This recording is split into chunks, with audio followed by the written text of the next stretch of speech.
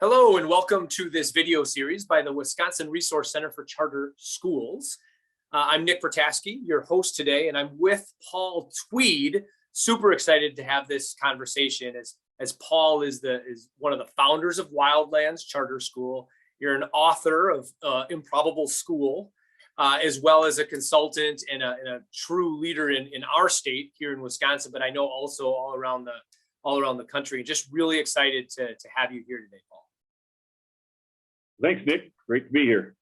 Yeah, so I'd just like to start out, I feel like you and I have sort of, crossed paths throughout the years, and it's just exciting to have a conversation with you. But for the audience here, could you tell us a little bit about like your path, either kind of as a teacher and leader, and then how did that fall into Wildlands, and how did Wildlands sort of become? Okay, I know we're limited on time, so yeah, right. So I know this is a long journey, and it is your life's resume. Work. Yeah, there's been a lot of history. I think if I had to just hit the high points, right? So my background is in science. I'm a biologist. My undergrad degrees in biology. Went to a really flexible liberal arts college that had a lot of field opportunities, outdoor ecology kind of opportunities. Ended up landing at the University of Iowa for my grad work and fell into the directorship over time as a grad student of a field ecology program that took kids.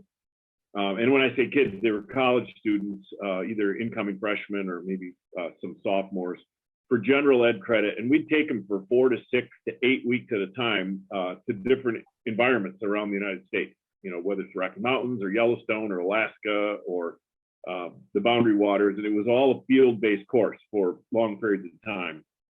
That was before I was a classroom teacher. And I realized then very early that being out in the environment was a tremendous motivator for kids and for students in general, because it was a new thing. They had spent their time in classrooms.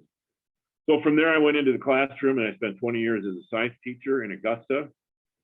Came to North Central Wisconsin here, and the privilege of teaching in Augusta has just been that, because it's a small town and the staff has always been top notch, and the autonomy of the staff and the teachers there has been such that they trusted us, and we did what we thought was best for the kids, and we built programs. And I built a summer school program where we took students for extended periods of time around this area in the Eau Claire County, Chippewa County area, and worked with the DNR and worked with the county and did forestry and wildlife research and lake research and things like that for multiple summers. And lo and behold, in the early 2000s, superintendent saw a grant opportunity and said, "Hey, there's money to build these charter schools. What are they?" I said, "I have no idea." And he said, "Well, why don't you make your summer school program one of these charter schools, because kids seem to like it." At that point, I was like, "Well, okay, I'll look into it." And at that time in the charter school movement, I didn't even know what a charter school was. I thought they were private schools in Ohio or things like that. It was just you never even had much news on them in the early 2000s. So I checked into it. Long time ago, there was a guy named Sen Brown who was the only person in the state that really knew much about charter schools, and he helped us out. We wrote the grant. We got the grant. We just looked at taking our first steps towards the original vision was, we're going to build a school where kids can come do active, real science embedded in the community, working with the DNR and the county and professionals and businesses. And you have kind of immersive school.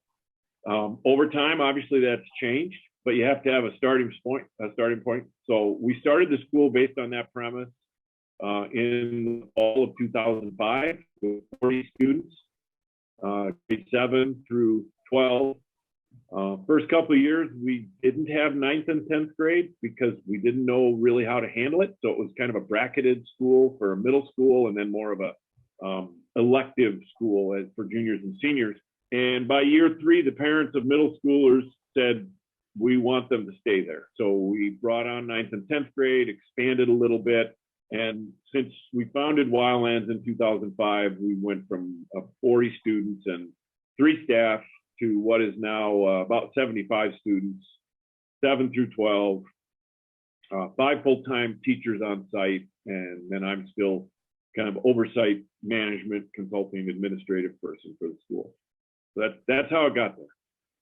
Yeah, so you have this vision, and obviously a lot of it was centered around your early experience, and then I know you brought on some amazing folks early in the development of Wildlands, but now it's still there, right? And you have some tertiary responsibility.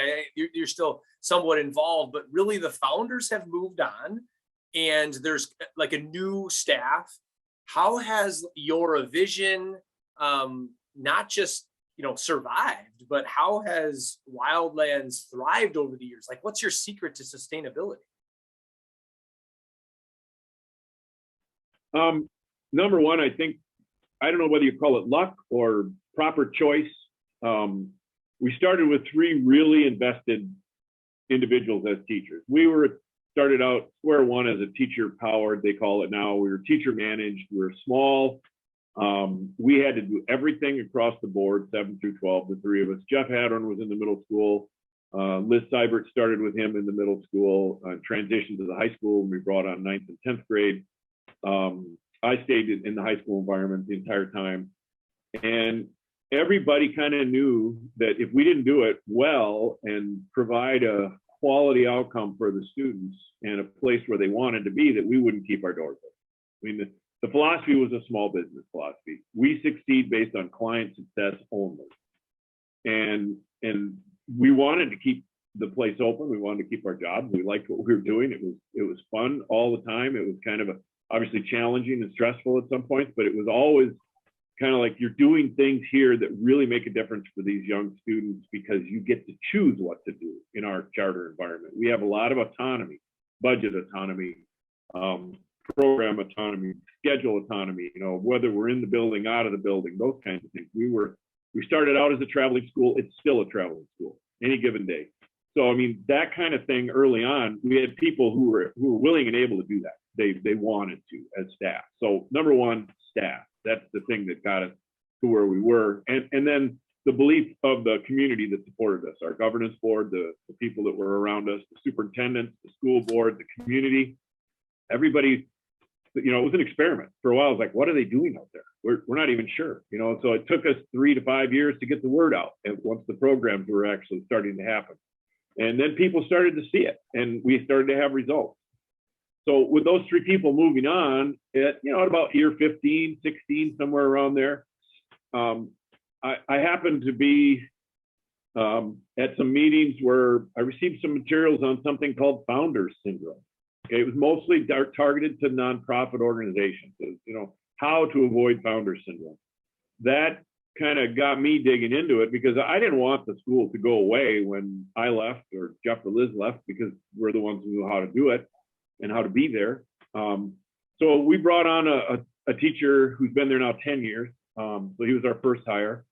So he was around with us for, a good 6+ years with the founders and really was able to kind of integrate into the program that way. We expanded the number of students with that hire. And then we're faced with, well, people are going to leave.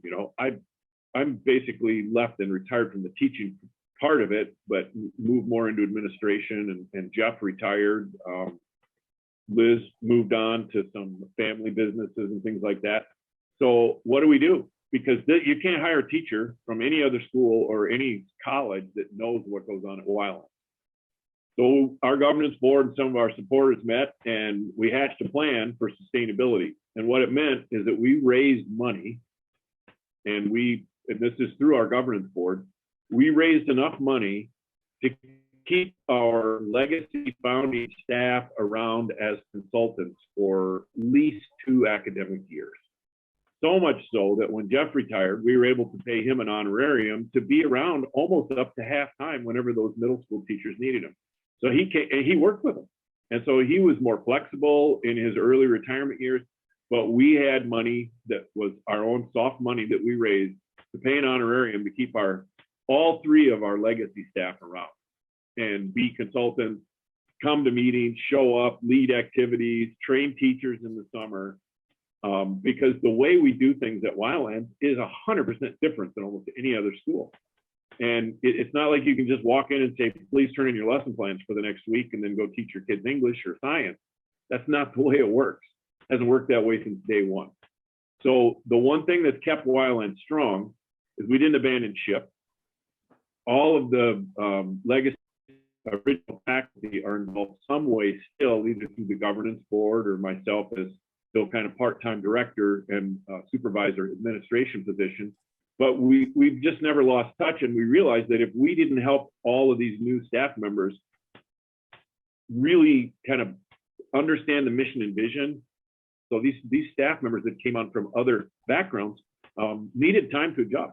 And we learned that through our first hire, who said, it took me 3 to 5 years to almost figure out what's going on here. I was glad you let me have some flexibility and kind of go along for the ride. He was incredibly valuable during those first years, but he's the first to admit, as now he's our lead teacher, it didn't happen overnight. So sustainability based on community investment, and we didn't just cut and run. That's how we've been able to do it. I love how you're talking about the small business idea for your charter school and really thinking about client satisfaction. But in this case, obviously, it's heavily students, but we know parents make decisions, obviously, for the best interest of their children. What is rooted in Wildlands that you feel like is in need, right? Or what has helped your school draw students to stay sustainable? I mean, enrollment is obviously a very important thing to keep the lights on. What is there some things that are baked in, or what, when you were to say, well, we'd never be able to get rid of this, these are essential pillars that we know, keeps the interest, keeps the clients, keeps the students happy? That's a great question, because that's changed over the years. Early on, we saw the same thing a lot of charter schools have seen around our state, in that we became the only option. Here's a new thing. It wasn't necessarily because people wanted to be in project-based learning or be involved in the environment, or be outside, see something different. It was just, this isn't the other school, and we're going to give it a shot. So we had a lot of students we attracted that were just not wanting to be somewhere else for whatever reason, whether it was a positive or a negative reason. That's the clientele that we're in our first multiple years, because we're the alternative. And we weren't really chartered as a quote unquote alternative or at-risk school, but we had a wide variety of students enroll and stay at our school that had multiple needs that way. So that's where we had to focus. And over time, as we built the kind of the core philosophies and programming and opportunities for these students that we've had at Wildlands, it became a reputation thing among families and basically word of mouth. We've had a tremendous amount of people take advantage of the sibling clause for charter schools, and that, older brother, sister's been there, younger siblings come on. Parents love the fact that it's small, it's very personal, the teachers are super approachable, communication is good. And then we started seeing stories come out from our families and our graduates of what they were doing and how they were faring after they had been there. And it was all really, really positive. So we just kind of saw this reputation of, hey, there's a school that does things a little differently out there than a regular school. And their students are doing really well. And one of the things we hang our hat on is that we really prepare our kids to be people first in the world, and then learners of the compliance mode that most of us have experienced in schools second. And we don't ignore those things in terms of trying to get them through what's really necessary to be prepared for life after 12th grade. But the primary goal is to have them, I tell them this every year, and this is one of the reasons I think that parents like it, is like, I like to look at every single graduate that walks across our stage and say, I would hire you tomorrow. I have no doubt whatsoever in your skills, your abilities, your personality, your ability to solve problems, your skill sets, your ability to fit into a team and pull your weight or be a leader. I want to be able to say that about every single kid. And that's the way our program is designed, so that they have those opportunities. Now, not every child is the leader, but they all have kind of stepped up to that point where they understand what it's like to be on a team, and they can utilize their own personal skills to fill those needs. And parents have really liked that. We did a thing, and it's on our YouTube channel as well as our website, where we interviewed parents a few years back and asked them some of these same questions.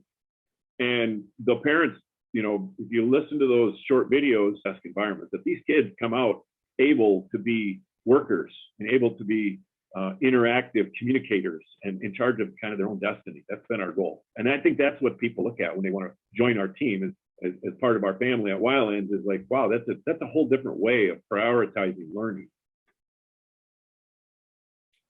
So could you talk a little bit about early on, you had to learn this charter thing, right? So you had some innovative ideas and ways that you thought education could look. And then this charter idea was introduced to you. And I'm just curious, over the years, if there's a couple of components of your school or autonomies that you have had that, because you were a charter school, it afforded you to be able to do at Wildlands. Yeah, that's early on, we weren't really sure what that meant, you know, because not a lot of people even knew. But as this whole charter community across the United States and in Wisconsin specifically, Wisconsin's different, as most of us know, in terms of how our charter law works. And our relationship with our district as a school was able to be one of kind of, well, if you had to boil it down, it's like kind of put up or shut up in a sense, right? Deliver the results. We need parent satisfaction. We need student success. We need academic success. And you're going to have to create an environment where kids want to be, because you are marketing yourself to a non-required school. You know, that's who we are. You don't have to go there. You have to apply, and it's your choice. That part of it, as from the charter standpoint, I think has been a strength, and it's also been a drawback in the fact that we haven't found a way to be bigger than we are, and we always have a waiting list. And so it'd be nice to be able to provide these services and these opportunities to more students. But that hasn't been the case yet. Once we kind of learned what 118 state statute flexibility was for the charter world, we were able to, after our first couple of contracts with our authorizing school district of Augusta, we were able to work that charter contract to the advantage of the school. In other words, you know, we developed much more budgetary autonomy and transparency, so that our staff runs the physical and the fiscal nature of the school. We were able to have 100% control over our staffing internally, right? We take our hires to the superintendent, recommend them, who goes then to our authorizing school board for the hire. It doesn't happen by some district committee or whatever. If the school staff doesn't recommend it, it's not happening. So what we did is, over time, we kind of created our own staff autonomy lists that we thought were important, things like scheduling, staffing, budget, school calendar, trips, curricular outcomes, how we're going to evaluate the students, and how we're going to prove our worth as an educational institution and measure our outcomes, all came from internal development among the staff during those first 10 or more years. All that's related to the flexibilities that charter schools have. Now, some school boards could say, yeah, we'll let you do that, and so on and so forth, but you don't have a contract. We have a governance board with a legal contract that says we get to do that, but we also have to deliver the goods and be accountable for the outcome. And the other thing that's really nice about the charter as a contract and that environment is that if there was a problem, I know this is the case with some charter schools, maybe not all, it does work for us, is that we worked with our school board and our authorizer to develop a multi-year remediation opportunity if things started to fall apart in one area or another. If it was fiscal, or if it was student achievement, and people started to think, well, hey, that school's not working. In any other situation, a school district say, hey, we're closing you, see you, bye, right? in our case, we have a contract that says, if this happens and you as the authorizer or authorizing school district sees a problem you would like to see fixed, we have a walkthrough method that has timelines and benchmarks that allows the school and the staff and the governance board to do what's necessary to right. Can I dig into that? I'm just curious, because this is, where did the trust come from, right? It seems like there's a lot of trust, a lot of open communication with that autonomy. Did the trust come first and then you proved it, or did it develop over time? Because I know that that is a struggle for many of our communities, many of our charters, and even authorizers, because they're on the hook to make sure that this school is doing great things for kids. So it's hard to hand over too much of that autonomy. Where did that come from, or how'd you develop that? Well, it'd be nice if I could have a wonderful recipe to pass on to people on that. I don't, because again, it comes back down to the staff. So when we founded Wildlands, it was two teachers from the Augusta School District, myself and Jeff Hattern, who were both science teachers. Both of us had been there for close to 20 years in our role. Both of us had coached numerous sports and run numerous clubs and drove the bus, and it's a small school. And so we were embedded tightly. As a matter of fact, people didn't want us to leave in that sense, because we were all having a great time there. It was a good school.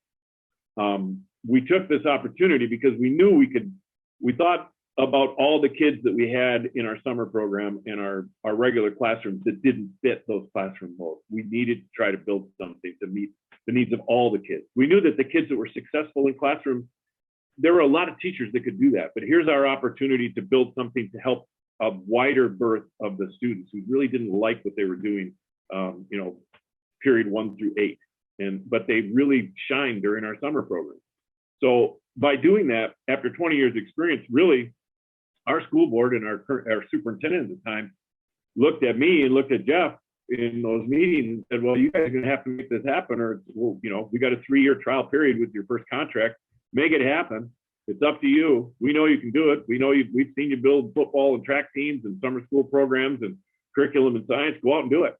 And you're still part of our school district team, and you've already shown you can do stuff. So to be honest with you, that trust came from our relationship with the Augusta School District and the tremendous amount of really supportive people down there, including school board members. And you don't always have that when you start a charter school. You start an idea and then you hire some people to run it or work on it and stuff like that. But they don't have 20 years embedded in a community. That's our advantage. I mean, there is no other way to explain it. And there's no other credit due other than to the community and the district of extending that to us as employees or as, people that we've been around for a long time. Over time, that trust had to be transferred.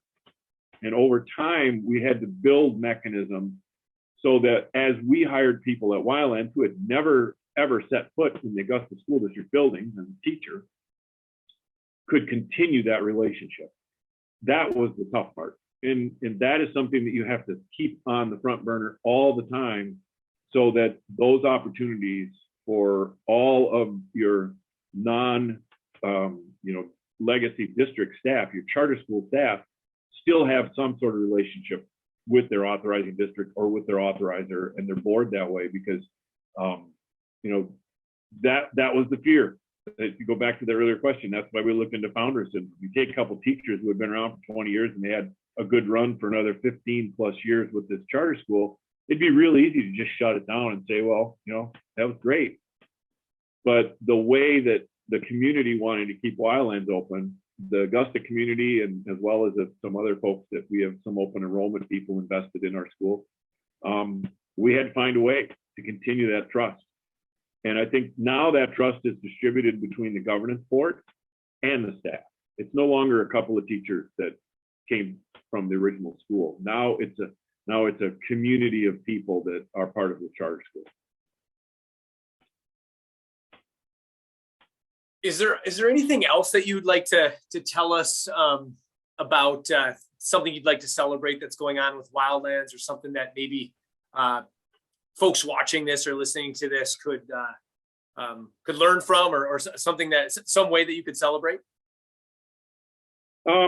Yeah, I think the one thing that we didn't touch on that I think is the core of the school, and it's worth celebrating all the time because it still goes on. We, through luck and whatever you want to call it, circumstance, synchronicity, some people call it, developed a way to work with students that really is different than what I would have seen myself doing back in classroom days. And the only word we can put on it that we decide to use is we call it, inside the walls, inside our institution, we call it the relationship-based learning. And what it really comes down to, the thing that is most important and that our teachers are working on every single day with how they work with the students, is having a place where those kids have a voice and they have a choice and they're part of the institution and they feel at home and they feel like they trust the adults that are there, and there's at least one or more adults that they can have a real honest conversation about learning or about the trip or about the day or whatever, and that it's a place where the way the adults as the people running the learning institution are seen by the students is that we're next to them instead of in front of them or over them in a hierarchy. We're hanging on and we're going through the experience with them, and we're advising and mentoring and helping and providing resources and doing those things. And all that comes down to the relationship that you have with your students and also your parents. So, I mean, if you're going to celebrate anything, I think what I see in hindsight after almost 20 years of doing this and previously almost 20 years of teaching in typical classrooms is that family relationship atmosphere that developed at our school, due to the early staff and how we were able to kind of build the programs and build the ways that we worked with kids, so that it was kids want to go there the next day. They want to show up. We enrolled in Wildlands as a last ditch effort, and Johnny, Susie, whoever, I couldn't even get them out of bed to go to school. 8th grader, 7th grader, 10th grader. They fought going to school. They hated it. The school was a discipline problem. Now they're up, they're dressed, they've eaten, they're wondering when we're leaving. That's all I need to look at in terms of if you want to hang your hat on it, because then you're putting the students first. That's a program that does that. Well, this is awesome. I could do this for another couple of hours, and I'd love to find another time, Paul, where we could dig into some of this and chat again. How can people find you? How can people find Wildlands? How can people find your work, your book? This is the time to make sure that you're accessible, because the stuff that you're doing is amazing. Okay. Well, I didn't have a plaque to hold up. Okay. It's okay. I could do the screen share. I've got the website up in the back. Wildlandschool.net. Okay. There's only one S in it. That's the only mistake people make. It's the word Wildland School, wildlandschool.net. My contact information is on the staff page there. You can email me through that link very easily. If you just Google An Improbable School or just Improbable School, we have a website out there that supports our book. It's on Amazon, it's on Kindle. You can grab it. It's pretty inexpensive. It's like $19 or something like that. You get it right from Amazon. So yeah, just shoot an email through the link on our school website, and you can get a hold of me there pretty easily. Awesome. Well, I'll make sure we put your contact information attached to the video on YouTube, and people will be able to contact you. But I really appreciate your time, and definitely appreciate everything you've done for your community in Augusta over 40 years, and now the work that you're continuing to do to support schools around our state. But I really appreciate your time. My pleasure. It's been great fun.